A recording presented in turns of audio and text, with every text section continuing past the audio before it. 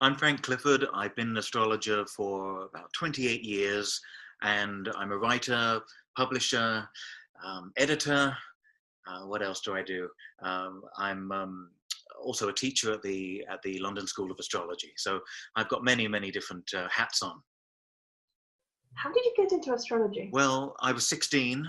I was into books by Linda Goodman, Terry King, the Parkers, of course, when I was, I guess, in my early teens, 14, 15, and then went to see an astrologer called Tad Mann in 1989 when I was 16.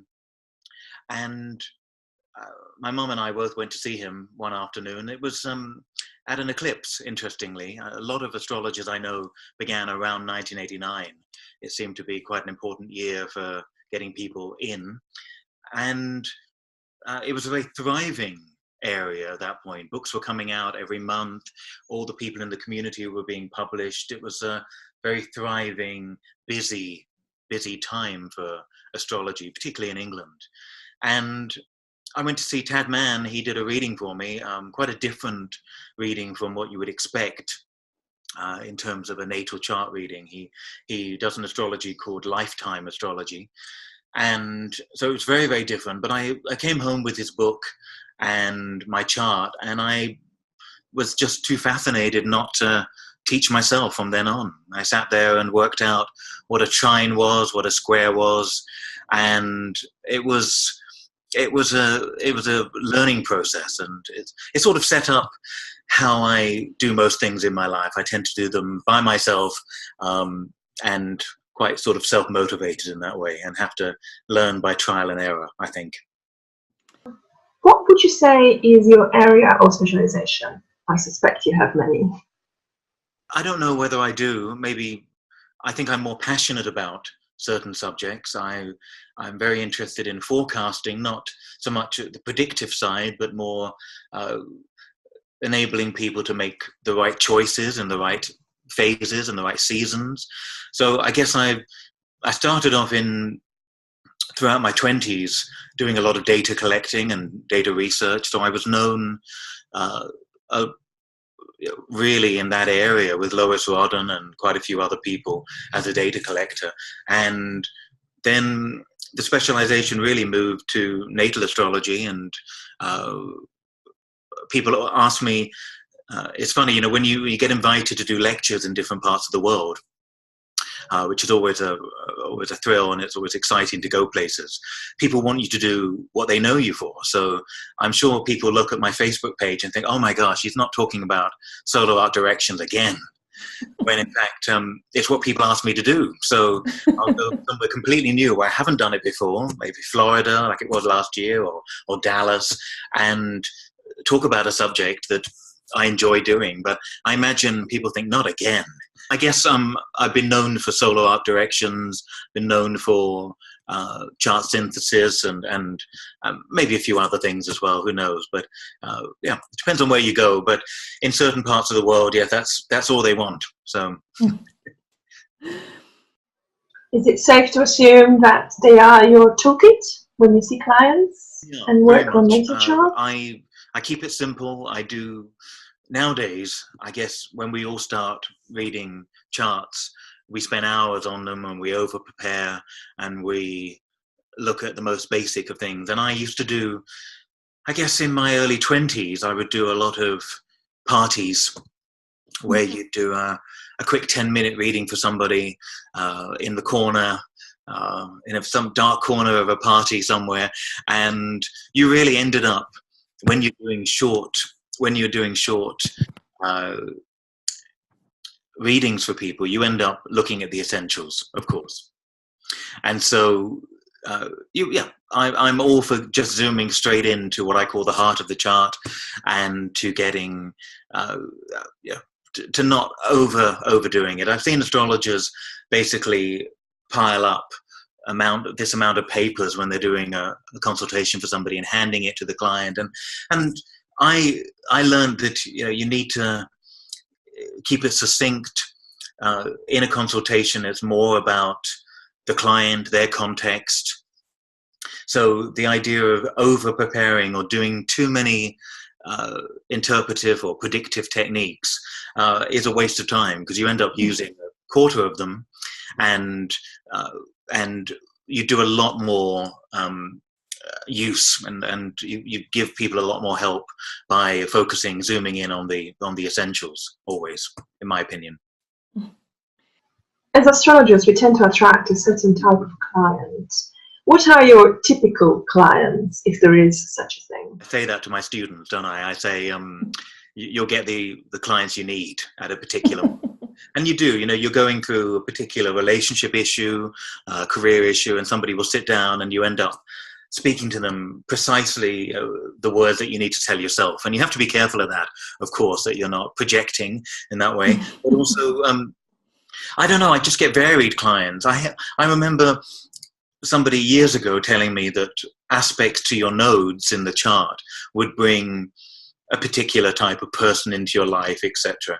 And recently I had Pluto on my nodes, and I've never noticed anything happen with the node, really. And I've always looked out for them and thought, oh, who am I going to meet? And all sorts of connections or even past life stuff. Never really found that. And then when Pluto went over my nodes, I met my first few billionaire clients. They had a lot of money, but it wasn't as though I was going to charge them more. It wasn't as though I've been introduced to a world of super high-paying clients. It was just I saw an insight into having a North Node in Capricorn and Pluto over it. I had an insight into the, I guess, the workings of people with a lot of money in industry. But they still came for readings like anybody else about the same sorts of things. You've published a string of hugely successful books. Which ones are you the most proud of? I think whatever I'm doing at the time feels great. So last year I put out a smallish book, more of a big booklet on the midheaven, and I've been promising to do that for years, and finally sat down and wrote it and put all the research together on that. So I felt proud, and maybe is that the right word for it? There are times when I go back and look at my work and I think, oh, I should have stopped a little bit earlier and had a read of that, because I'm happy with that. And I guess when you're a perfectionist, like I am, it's important to actually sit with what you do and enjoy the process, rather than it being, okay, one project finished, one's next. I mean, I love the palmistry book I wrote many years ago for Random House called Palmistry for Today. And I revised that about 7-8 years ago. And so, yeah, I'm sure I could go back and tweak it in a Virgo moon sort of way. I could probably tweak everything, every book, but I'm pretty happy with all the books. I'm happy with my Heart of the Chart book, although again, you could always improve upon everything, I think. Is there any book that you've read, perhaps in the last 12 months, that has struck you particularly in a good way? I was doing an interview recently for BBC World Service just a few days ago, and they asked me about books, and I made a comment about you. Oh gosh, how do I put this? There are some books that truly inspire you, and other books that inspire you to write the same book better. And I've been to lectures over the years, and where you think they're doing a subject I do too. If they do it better, I'll just sit there and buy their book or enjoy it more. And then there are times you sit in there and you think, oh gosh, I really could explain that better. And that's worse. It's like being in an audience in the theater and you think you could do something better. It's not a nice feeling. It's not something you particularly go in to do. Some people in lectures go in there and they really want to be the one giving the lecture. And I'm very happy to sit back and watch other people lecture or give performances. But sometimes when a piece of work doesn't really cover what you want, it can be challenging not to want to say something about it. But back to your question, your proper question. In the last 12 months, I can't think of anything offhand that has struck me. What I was saying in the interview the other day was that when you write astrology, you're very aware that your work is going to be on the same shelf, if you're lucky, as Liz Green, as Robert Hand, as House Portis, Stephen Arroyo, all the great astrologers, Donna Cunningham, who passed away recently. It's quite a responsibility, and you better get your act together, and you better have something to say that's original, or at least said in an original way. So that's why it took me so long to write an astrology book. I wrote a data book on astrology, and I published other people's books, but I felt I've got to be at least 30-something before I feel like I know where my astrology is, and I've got something important or new or different to say, at least. And that's why it took me so long to do that, because there are so many intelligent, brilliant astrologers out there who are great astrologers and great writers. And when I say there are so many, that's not true. It's quite only a few of them, actually, that are great astrologers and great writers. You get some great writers who are astrologically it just skims the surface, and vice versa. So it's a few of those, like Rob Hand and Liz Green and House Portis, etc., are great in both fields. So any of those books I'd recommend. I grew up with Tracy Marx's books as well, another psychological astrologer. All of those are very handy in understanding our craft. Have you made any investments recently, financial investments, in astrological products that you'd like to tell us about? Well, I bought Astro Gold for the Mac, and at the moment it's quite basic. It does some basic stuff. I'm playing around with the tools. I'm doing some rectification. I'm writing about rectification at the moment for the Mountain Astrologer, so I'm working on that at the moment. That was probably the only thing I bought recently on that. I mean, I'm going to be at UAC next year, which is the big astrology conference in May in Chicago, and I'm going to save my money there, because there's bound to be lots of lovely pendants and items that you can buy, and CDs and program. So I think I'm just going to save my money and buy it there. Or go to the astrology shop, and I always go, every time I go in there, I think I always spend more money in there than I make from any book sales. So I think he's got a good shop going on there. Any pitfalls that budding astrologers should avoid, in your opinion, and how? One of the important things to do is not to go online and to read interpretations about your chart. For example, I get phone calls probably once or twice a month from people out of the blue who say, can you help me? I read somewhere that Uranus in the 8th house means I'm going to die of electrocution. Part of me, it knows how ridiculous a statement like that is online. The other part of me completely understands that that person is anxious, and they've invested or invested an idea that this person has authority. And I think one of the things I say to students at the very beginning is, don't go reading online just yet. Be very discerning who you read online. So that's one of the big no-nos, because they do get upset. Students read that they have Mercury retrograde, which is happening today, of course, and they read they've got that in their natal chart, and they're stupid, or they can't put information together, or they'll never be able to learn certain subjects. All sorts of nonsense that you read. And a lot of it generates from very traditional mindsets of how something meant. And of course, most of traditional astrology was really about dealing with health, dealing with about horary astrology, immediate questions. And when you're dealing with that, you need to have a very black and white understanding, or at least a black and white way of working the chart out.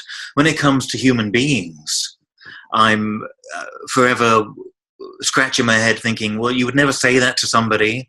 I don't think you'd look at more than 5 charts and believe it. So there are so many things online and so many books published that would scare people into reading and believing nonsense about their own chart. So that's probably the biggest uh, hesitancy I have with students, is to say, just hold off from reading about your chart online. Wait until we suggest some good websites, find it yourself, learn a bit about the subject so you know what's nonsense, you know what's dangerous, what's unethical. And there's a lot of unethical stuff out there, packaged in a way that appears very authoritative. And that does a lot of damage. So where do you see astrology going, considering the impressive explosion online, on social media, and in media in general? I don't know where it's going. I know that it's been more popular. Nowadays, the younger crowd, because of the internet, have got into it. I sound like an old man, of course, now saying that. But when I began astrology, I appeared, may not be the case, but I seem to be the only person of my generation in astrology. And that may just be completely wrong, but it just took another 10, 15 years before I met people around of my age in the subject. Nowadays, everybody's interested, everybody's creating an app. We've got the genius of young people and their knowledge of computers to help us do it. So thank goodness for that. So I think in terms of technology, there's going to be a lot more reliance on AI, artificial intelligence, or creative computerized interpretations. So people will type in, like you can now scan your palm in and get a general idea of what your palm says. I haven't done that, so I don't know what that's really like or whether it's useful. But typing in your birth details will say a lot about who you are, but it won't really know anything about your context. It won't understand where you've come from, your experiences of life. The other people around you have all got charts, all got other experiences. And so it becomes a little bit like a conveyor belt.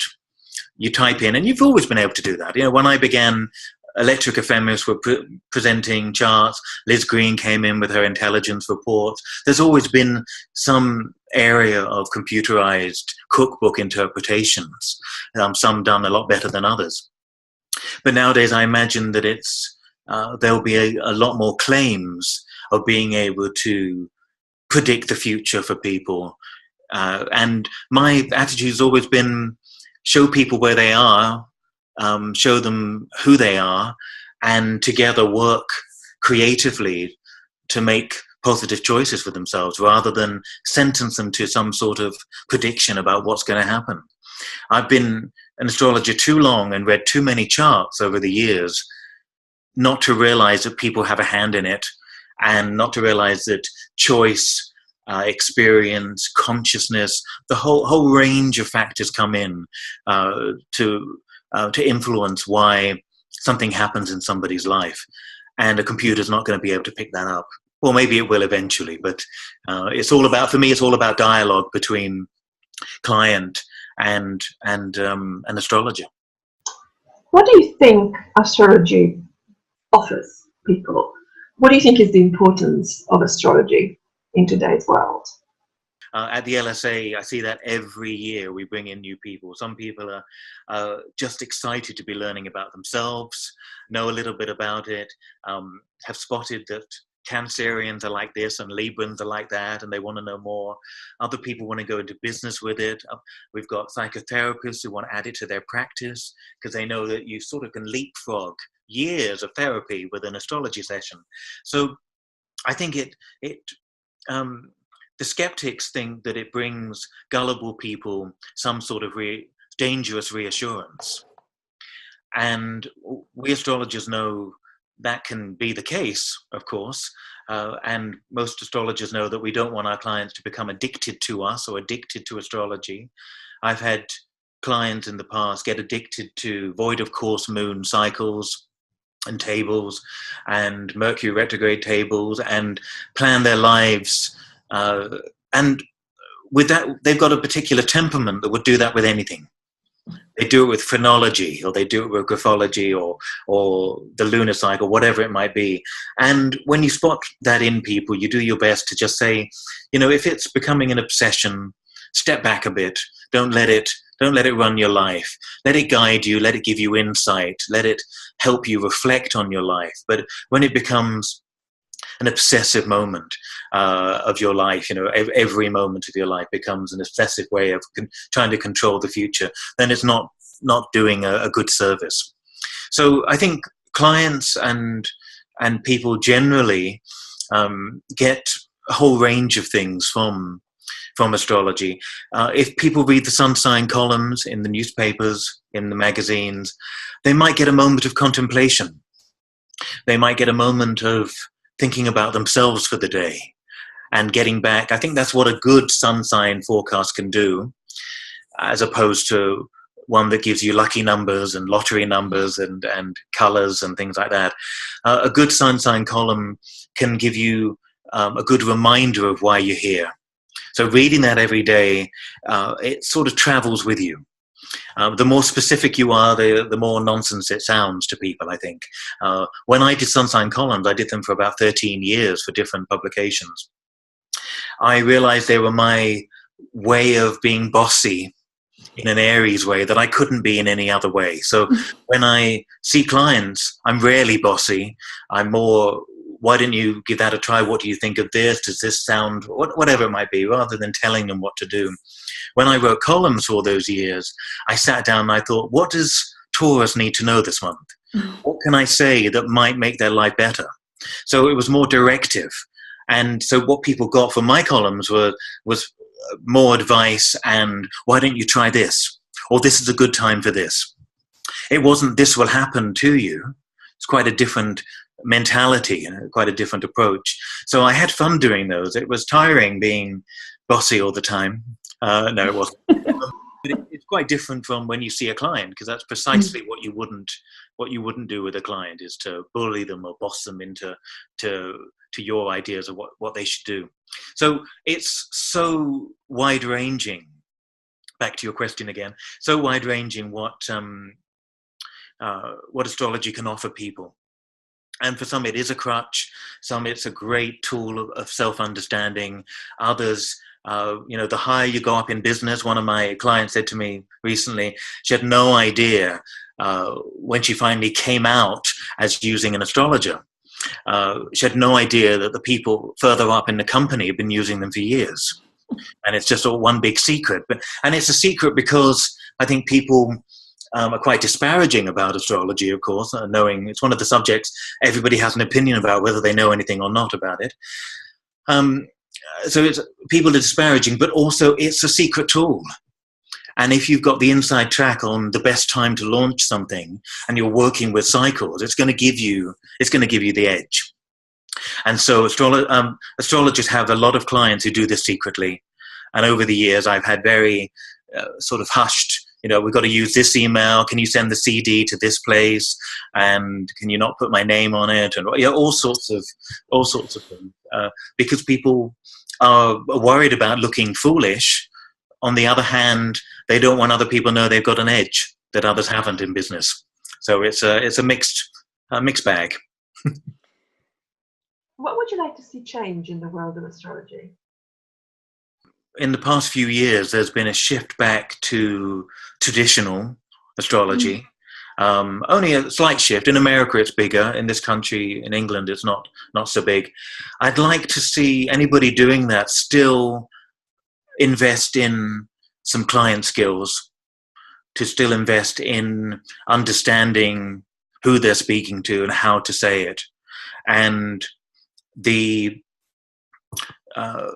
way that I see a lot of astrology being done now is very black and white, with no shades of grey, no colour, and that bothers me, because I think the more we get into an idea that astrology can tell you the answer, full stop, can tell you what you are, rather than it being a dialogue, a tool for dialogue, then we're in trouble.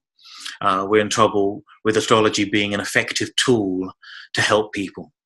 So if you just tell somebody this is going to happen, well, they have a reaction to have. That reaction is to be had in that situation. If you tell somebody what's likely to happen or what do they want to happen and then plan it, you get somebody a lot more involved in the process.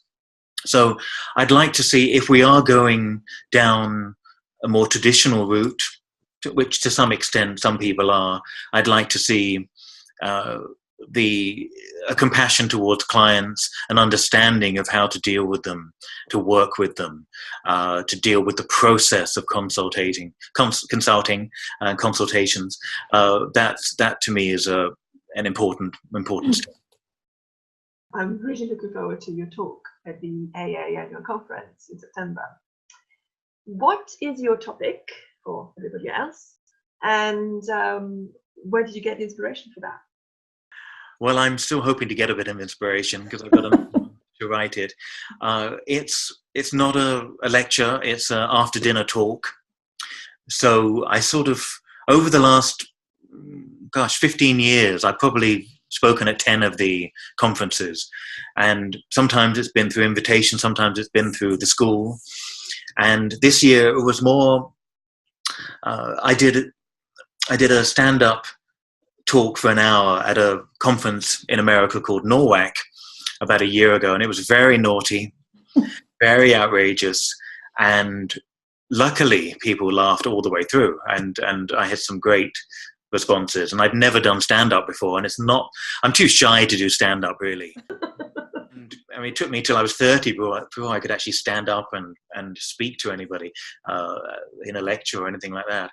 And so the talk is a bit of fun about astrologers and who we are and what we get involved in. And I've been around so long, I've seen so many people pass through, come in, set the world on fire for about half a second, leave, change astrology, all sorts of interesting people. So it's more of a fun look at who we all are, and hopefully it'll be funny rather than offensive. And I've got some pretty naughty things to say. And at NORWAC last year, I did a lot on Trump because he was building up at that point, and we had some fun. And yeah, well, that was before he was elected. So I don't know whether I'd be allowed in the country again after that. But we had a lot of fun doing it. So I was invited to do it again, and I hope I make people laugh. That's what it's all about. We'll get them drunk first, and then they'll laugh at anything. Excellent. And finally, are there any projects that you are working on or thinking about that you'd like to tell us about? As always, I've got a lot of projects on with lots of different things that I'm doing. I'm doing a series for the Mountain Astrologer on profiling in depth a particular planet. I did Mercury. I just did Uranus. I'm doing the Moon in a few months' time. And I'm doing one every now and then. And it's been great to raid my bookshelf and to really present a compendium of what astrologers have said over the years about a particular planet. And it's been a great hard work. It's a enormous amount of work, each one of those, but it's been great. That's one thing. I'm about to launch a forecasting course in China, which is great, and that's going to be in a few weeks' time.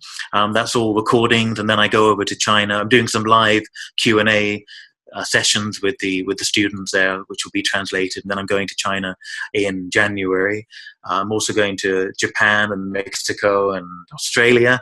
So it's it's like a worldwide tour. It's like I am literally going around the globe for a series of weeks. And I'm hoping to get the LSA, my school, online, and to get a student book together. We've always used the Contemporary Astrologer's Handbook and my Heart of the Chart book, but now I really want to create an additional book that helps students along the way. So that's the plan. That's the busy plan for the next few months, to get sorted. And we're going to have a summer school next year at the LSA, and I don't know what next. There's always something. If I got £1 for every idea I had, I guess I would have retired by now. I probably wouldn't have done, but yeah, it's always something busy and creative happening. Yeah. Thank you very much, Frank. It's been a pleasure as always. I look forward to your talk at the AA annual conference in September. And for the meantime, have a lovely Sunday. Thank you, Marilena. Thank you. Thank you very much. Bye. Bye-bye. Bye.